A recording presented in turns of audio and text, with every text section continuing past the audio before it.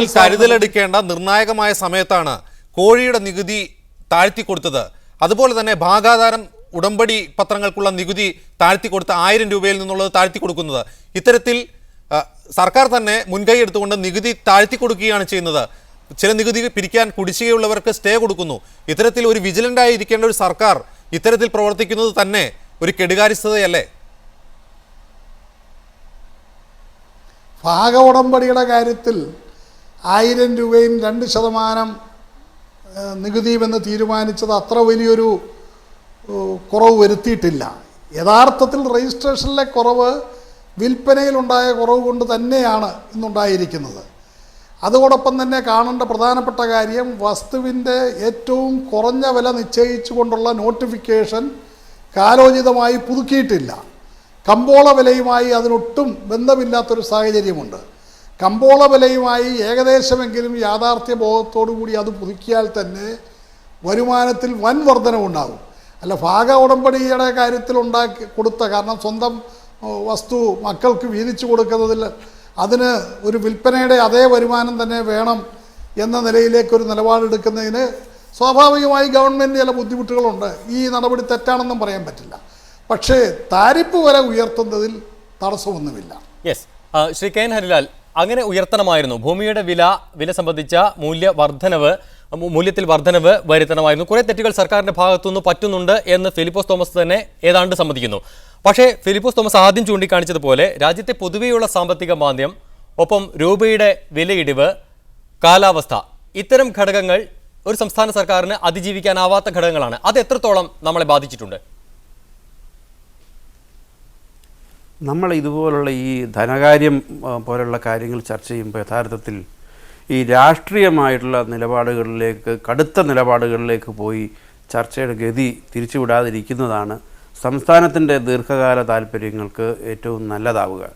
ഇവിടെ നമുക്ക് തീർച്ചയായിട്ടും ആഗോള മാന്ദ്യം കുറച്ചൊക്കെ നമ്മുടെ കേരളത്തിൻ്റെ സമ്പദ്ഘടനയിലും കച്ചവടത്തിൽ കുറവുണ്ടായി, നികുതിയിൽ കുറച്ച് കുറവ് അതിൻ്റെ ഫലമായിട്ടുണ്ടാവണം. പക്ഷേ ഇവിടെ നമ്മുടെ നിഷ്പക്ഷരായിട്ടുള്ള മുഴുവൻ നിരീക്ഷകർക്കും മാധ്യമപ്രവർത്തകർക്കും എല്ലാം അറിയാം, നമ്മുടെ നികുതി ഭരണത്തിൽ വലിയ ഒരു അയവ് വന്നിട്ടുണ്ട്. അതിപ്പോൾ നിങ്ങളിവിടെ ചൂണ്ടിക്കാണിച്ച പല നികുതികളുടെ കാര്യത്തിലും കോഴിയുടെ കടത്ത് നികുതിയുമായി ബന്ധപ്പെട്ടതാണെങ്കിലും ഒക്കെ തന്നെ സംഭവിച്ചുകൊണ്ടിരിക്കുകയാണ്.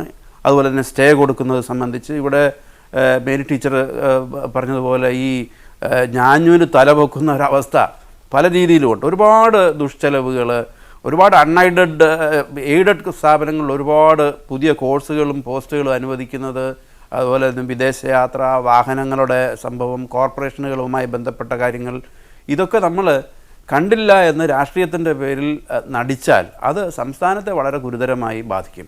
ഇവിടെ എനിക്ക് എടുത്തു പറയാനുള്ളൊരു കാര്യം, നമ്മൾ കഴിഞ്ഞ 2 ബജറ്റുകളിലും ശ്രീ കെ എം മാണി നികുതി വർദ്ധിപ്പിച്ചിരുന്നു, നികുതി നിരക്കുകൾ വർദ്ധിപ്പിച്ചു. അതുപോലെ തന്നെ വിലക്കയറ്റം, വലിയ 10%-ലധികം വിലക്കയറ്റം ഉണ്ടായിക്കൊണ്ടിരിക്കുകയാണ്. ഈ 2 കാരണങ്ങൾ കൊണ്ട് തന്നെ നികുതി പിരിവിൽ വലിയ വർധനവ് വരേണ്ടതാണ്. ഉദാഹരണത്തിന് ഡീസലിൻ്റെയും പെട്രോളിൻ്റെയും വില വർദ്ധിച്ചുകൊണ്ടിരിക്കുന്നു. അതിനാനുപാതികമായി സംസ്ഥാനത്തിലേക്ക് നികുതി കൂടുതൽ വരേണ്ടതാണ്.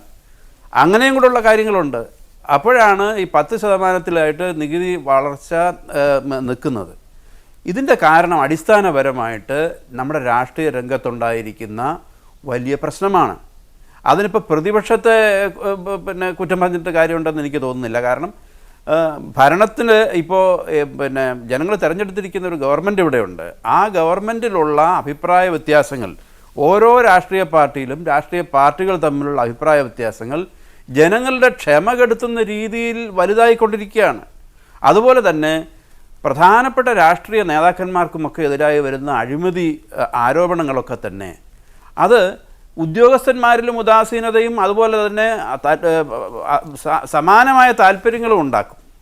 ഇതൊക്കെയാണ് ഭരണരംഗത്തിൽ ഒരു കുത്തഴിഞ്ഞ ഒരു അവസ്ഥ ഉണ്ടായിരിക്കുന്നത്. അതിനെ വീണ്ടും ഒന്ന് തുന്നിക്കെട്ടി ശക്തമായ ഒരു രീതിയിലേക്ക് കേരള ഗവൺമെൻറ് മാറിയില്ലെങ്കിൽ, അതിപ്പോൾ ഏത് ഗവൺമെൻറ് ആണെങ്കിലും ഭരണം ശക്തമായ നിലയിൽ ഉണ്ടായില്ലെങ്കിൽ സാമ്പത്തിക പ്രതിസന്ധി രൂക്ഷമാവാനുള്ള സാധ്യത. ഡോക്ടർ മേരി ജോർജ്, 5000 കോടി രൂപയിലധികമാണ് നമ്മുടെ വാണിജ്യ നികുതി കുടിശ്ശിക. അതിൽ തന്നെ 2100ഓളം കോടി രൂപ എണ്ണ കമ്പനികൾ സംസ്ഥാനത്തിന് നൽകാനുള്ളതാണ്. അതിൽ പലതും ചിലപ്പോൾ കേസുകളിൽപ്പെട്ടതാവാം. മുൻപ് ചൂണ്ടിക്കാട്ടപ്പെട്ടതുപോലെ. പക്ഷേ ഈ എണ്ണ കമ്പനികളുടെ നികുതി, ഉദാഹരണത്തിന് KSRTCയുടെ സബ്സിഡി സംബന്ധിച്ച വിഷയത്തിൽ എണ്ണ കമ്പനികളും സർക്കാരും തമ്മിലുള്ള നിയമയുദ്ധത്തിൽ എണ്ണ കമ്പനികൾ പറഞ്ഞത് ഈ നികുതി നൽകുന്നതുകൊണ്ട് ഇതിൻ്റെ ഭാരം സർക്കാർ ഏറ്റെടുക്കണമെന്നാണ്. പക്ഷേ അപ്പോൾ പോലും ഈ 2150 കോടി രൂപയോളം കുടിശ്ശിക ഈ എണ്ണ കമ്പനികൾ സംസ്ഥാന സർക്കാരിന് നൽകാറുണ്ടായിരുന്നു.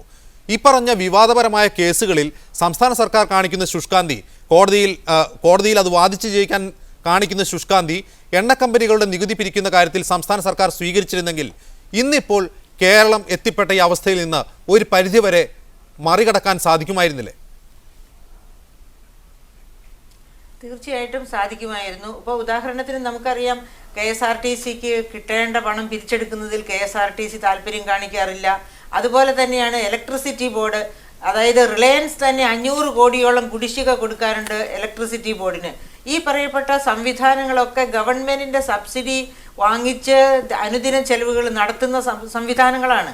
അപ്പം അത് മാത്രവുമല്ല, ഗവൺമെൻറ് നേരിട്ട് ഈ എണ്ണ കമ്പനികളുമായിട്ടുള്ള സമ്പർക്കത്തിൽ നിന്ന് അവരിൽ നിന്ന് പിരിച്ചെടുക്കേണ്ട കുടിശ്ശിക പിരിച്ചെടുക്കുന്നതിലും ഒരു താല്പര്യവും കാണിക്കുന്നില്ല എന്ന് തന്നെ വേണം നമുക്ക് പറയാൻ.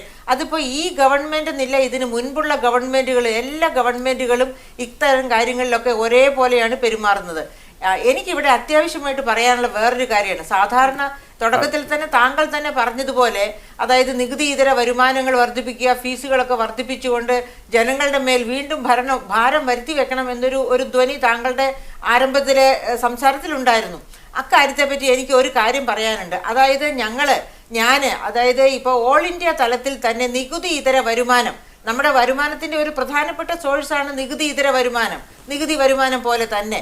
അപ്പോൾ നികുതി ഇതര വരുമാനത്തെപ്പറ്റി ഓൾ ഇന്ത്യ തലത്തിൽ നടത്തിയ ഒരു പഠനത്തിൻ്റെ ഫലം എന്താണെന്ന് വെച്ചാൽ, ഓൾ ഇന്ത്യ തലത്തിൽ എല്ലാ സംസ്ഥാനങ്ങളുടെയും ആവറേജ് നികുതി രഹിത വരുമാനം എടുത്ത് നികുതി ഇതര വരുമാനം 9.23% വളർച്ചയാണ് കഴിഞ്ഞ വർഷം രേഖപ്പെടുത്തിയത്.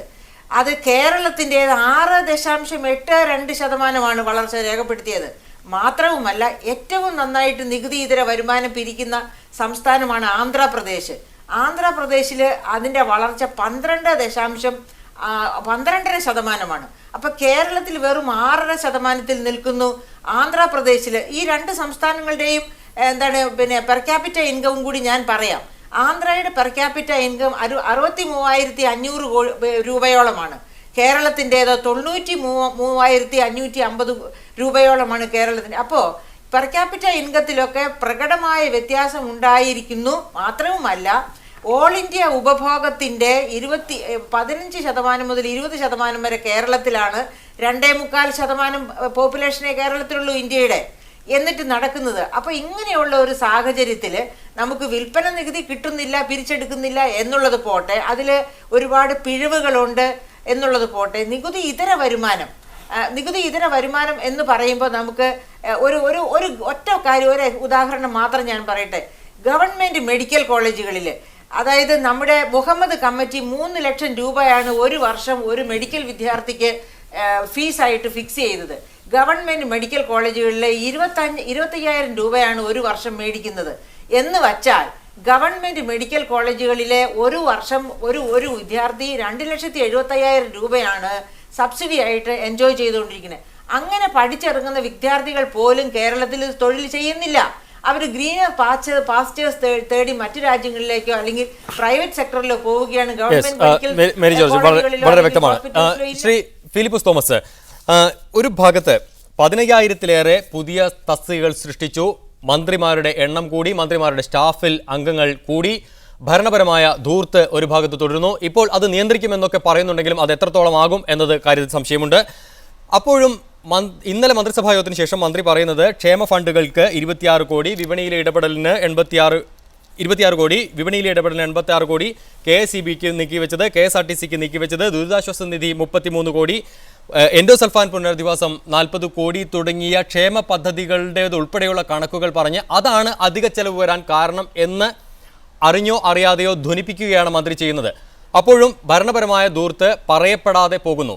ഇതിൽ മറ്റൊരു ധ്വനി കൂടിയുണ്ട്. ഇനി പിടിക്കാൻ പോകുന്നതും ഇത്തരം മേഖലയെ തന്നെ ആകുമോ എന്ന ആശങ്കയും ഇതോടൊപ്പം ഉയരുന്നു.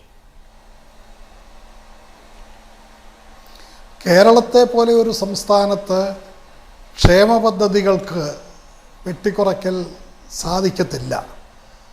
അത് കേരളത്തിലെ ഏത് ഗവൺമെൻറ് കാലത്തും ക്ഷേമ പദ്ധതികൾ മുന്നോട്ട് കൊണ്ടുപോയിട്ടുണ്ട്. ഇവിടെ ശ്രീ ഹരിലാൽ സൂചിപ്പിച്ചൊരു കാര്യമുണ്ട്. പെട്രോളിനും ഡീസലിനും വില വർദ്ധിച്ചപ്പോൾ നികുതിയിൽ വർധനവ് ഉണ്ടായില്ലെന്ന് മാത്രമല്ല, നമ്മൾ നികുതിയിൽ ലഭിക്കാമായിരുന്ന വർധനവ് വേണ്ട എന്ന് വെച്ചൊരു സംസ്ഥാനമാണ്. കാരണം നമ്മുടെ ആവശ്യം ആ വഴിക്കാണ് പോകുന്നത്.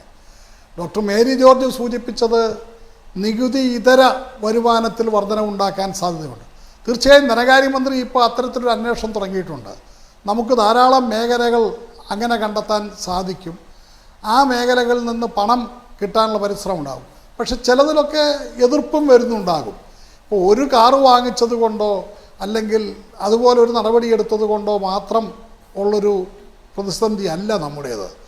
കുറേ കൂടി ഗവൺമെൻറ് കൊടുക്കാൻ ശ്രമിക്കുന്നൊരു സന്ദേശം ചെലവ് ചുരുക്കലിൻ്റെ, അതുപോലെ തന്നെ ധൂർത്ത് അവസാനിപ്പിക്കുന്നതിൻ്റെ, ഗവൺമെൻറ് ഒരു കുറേ കൂടി ഗൗരവത്തോടു കൂടി ആ കാര്യങ്ങൾ കാണുന്നു എന്ന നിലയ്ക്കുള്ള ഒരു സന്ദേശമാണ് കൊടുക്കുന്നത്. ചെലവിൽ വർധനവുണ്ടാവും, വരുമാനത്തിലും വർധനവുണ്ടാവും. അതുണ്ടാക്കാനുള്ള രംഗങ്ങൾ ഇപ്പോൾ ഇന്നലെ പറഞ്ഞത് മാത്രമല്ല, ഈ ദിവസങ്ങളിൽ പുതിയ പല മാർഗങ്ങളും കണ്ടെത്തേണ്ടി വരും. കാരണം നമ്മൾ ഒരുമിച്ച് അത് കണ്ടെത്തി അത്തരത്തിൽ ഫിലിപ്പോസ് തോമസ്, ഇന്നലെ മന്ത്രി പറഞ്ഞ കാര്യങ്ങൾ മുൻപ് എക്സ്പെൻഡിച്ചർ റിവ്യൂ കമ്മിറ്റി നേരത്തെ തന്നെ നിർദ്ദേശിക്കപ്പെട്ട കാര്യങ്ങളുടെ ആവർത്തനം തന്നെയാണ് ഇന്നലെ ധനമന്ത്രി നടത്തിയത്. പക്ഷേ ഈ പ്രതിസന്ധിയുടെ കാര്യത്തിൽ സാമ്പത്തിക പ്രയാസമാണ് ഉള്ളതെന്ന് മന്ത്രി പറയുമ്പോഴും പ്രതിസന്ധി തന്നെയാണെന്ന് കണക്കുകൾ വ്യക്തമാക്കുകയാണ്. കാരണം ധനകാര്യ കമ്മീഷന്റെ നിർദ്ദേശപ്രകാരം സംസ്ഥാനം അതിൻ്റെ റവന്യൂ കമ്മി പടിപടിയായി കുറച്ചു കൊണ്ടുവരേണ്ടതുണ്ട്. കഴിഞ്ഞ സർക്കാർ അധികാരത്തിൽ നിന്നിറങ്ങുമ്പോൾ കേവലം 1.9% റവന്യൂ കമ്മി ഇന്ന് 3.3% എങ്ങനെ മറികടക്കും ഈ പ്രതിസന്ധി? ഇത് പ്രതിസന്ധി അല്ലാതെ മറ്റെന്താണ്? ഒന്ന്. രണ്ട്, ഇപ്പോൾ പറഞ്ഞിട്ടുള്ള ഈ പരിഹാര ക്രിയകൾ കൊണ്ട് മറികടക്കാവുന്നതാണോ ഈ പ്രതിസന്ധി, ഇപ്പോൾ നിലവിലുള്ള പ്രതിസന്ധി? നികുതി വരുമാനത്തിൽ 10% വർധനവെന്നുള്ളത് 20% എത്തിക്കാൻ സാധിച്ചാൽ ഇന്നത്തെ ഈ പ്രതിസന്ധി മറികടക്കാവുന്നതേ ഉള്ളൂ. അപ്പോൾ നികുതി പരിവിലുണ്ടായ, ഞാൻ നേരത്തെ സൂചിപ്പിച്ച മേഖലകളിലൊക്കെ ഉണ്ടായ ഇടിവ് പരിഹരിക്കണം. അതിനുള്ള മാർഗം എന്താണെന്ന് കണ്ടെത്തണം. അതിപ്പോൾ താരിഫ് വില വർദ്ധിപ്പിക്കണം. എക്സൈസിൻ്റെ കാര്യത്തിൽ തന്നെ ഗൗരവമായി പരിശോധിക്കേണ്ട ഒന്ന്, നമ്മുടെ എക്സൈസ് വരുമാനത്തിലെ കുറവിൻ്റെ അകത്ത് സെക്കൻഡ് സെയിൽ അതൊരു വലിയ ഘടകമാണ്. അത് ഗൗരവമായി പരിശോധിച്ചിട്ടില്ല. അതുപോലെയുള്ള നടപടികൾ എടുത്തു കഴിയുമ്പോൾ കുറേ വർധനമുണ്ടാകും. പിന്നെ ഇടയ്ക്കിടയ്ക്കുള്ള വിലയിരുത്തലുകളിൽ നിന്ന് ഇത് കണ്ടെത്താൻ കഴിയും എന്നാണ് പ്രതീക്ഷിക്കുന്നത്. എന്തായാലും ഒരു ദിവസം കൊണ്ട് തീരുന്ന ഒന്നല്ലല്ലോ. ഇന്നെടുക്കുന്ന നടപടിയുടെ ഫലം എന്താണെന്ന് നമുക്ക് കാത്തിരിക്കാം. അതിൽ കേരളത്തിൽ പ്രതീക്ഷ കൈവിടേണ്ട സാഹചര്യം ഉണ്ട് എന്നെനിക്ക് തോന്നുന്നില്ല. ഡോക്ടർ കെ എൻ ഹരിലാൽ, ഈ പരിഹാര ക്രിയകൾ കൊണ്ട് പരിഹരിക്കാവുന്നതാണോ ഇപ്പോഴത്തെ പ്രതിസന്ധി? അവസാനമായി താങ്കളോട് ചോദ്യം. ഏറ്റവും പ്രധാനപ്പെട്ടത് രാഷ്ട്രീയ രംഗത്തുള്ള പ്രതിസന്ധിയാണ്. ആ രാഷ്ട്രീയ രംഗത്തെ പ്രതിസന്ധിയാണ് ഇപ്പോൾ ഈ ധനകാര്യ പ്രതിസന്ധിയായി മാറിയിരിക്കുന്നത്. രാഷ്ട്രീയ രംഗത്തെ പ്രതിസന്ധി യഥാർത്ഥത്തിൽ ഇവിടെ എല്ലാ ചെറിയ രാഷ്ട്രീയ കക്ഷികളെയും ഉദ്യോഗസ്ഥന്മാരെയും ഞാഞ്ഞൂലുകളെ പോലെ ആക്കിയിരിക്കുകയാണ്. അതിൻ്റെ ഒരു സൂചനയാണ് ഇവിടെ ശ്രീ ഫിലിപ്പോസ് തോമസ് പറഞ്ഞത്. നമ്മുടെ എക്സൈസ് വരുമാനത്തിൽ കുറവ് വരാനുള്ള ഏറ്റവും പ്രധാനപ്പെട്ട കാരണം തീർച്ചയായിട്ടും മദ്യപാനം കുറഞ്ഞതല്ല, മറിച്ച് സെക്കൻഡ്സിൻ്റെ വിൽപ്പന വർദ്ധിച്ചതാണ്. അതിനെ പ്രോത്സാഹിപ്പിക്കുന്ന രീതിയിലുള്ള എക്സൈസ് നയമാണ് നടപ്പിലാക്കിക്കൊണ്ടിരിക്കുന്നത്. ഇപ്പോൾ ഉദാഹരണത്തിന് ഈ ബിവറേജസ്, അതുപോലെ തന്നെ സിവിൽ സപ്ലൈസിൻ്റെ പ്രാധാന്യം കുറയ്ക്കുക, അവിടെ നികുതി പിരിവ് സെക്കൻഡ്സിനെ പ്രൊമോട്ട് ചെയ്യുന്ന രീതിയിൽ ഇപ്പോൾ സീരിട്ടിലെ ഇതിൻ്റെ ഹോൾമാർക്ക് അച്ചടിക്കുന്ന ആ സമ്പ്രദായം പോലും മാറ്റുന്നു. ഇതെല്ലാം കൃത്യമായ അഴിമതിയിലേക്കും നികുതി ചോർച്ചയിലേക്കുമാണ് വിരൽ ചൂണ്ടുന്നത്. അതുപോലെ തന്നെയാണ് ധാരാളമായി രാഷ്ട്രീയ സമ്മർദ്ദത്തിന് വഴങ്ങി സ്റ്റേ ഉത്തരവുകൾ ഇറക്കുന്നതും എയ്ഡഡ് കോളേജുകളിലേക്ക് എക്സ്പെൻഡിച്ചർ കമ്മീഷൻ്റെ ശുപാർശയ്ക്ക് വിരുദ്ധമായിട്ട് ധാരാളം പുതിയ കോഴ്സുകളും പോസ്റ്റുകളും അനുവദിക്കുന്നതുമൊക്കെ. ഇത് മാറ്റാതെ രാഷ്ട്രീയ രംഗത്ത് ഇതിന് ഒരു പരിഹാരം കാണാതെ നമ്മുടെ ധനകാര്യ പ്രശ്നം പരിഹരിക്കാൻ പോകുന്നില്ല. അത് ഗുരുതരമാകാൻ പോവുകയാണ്.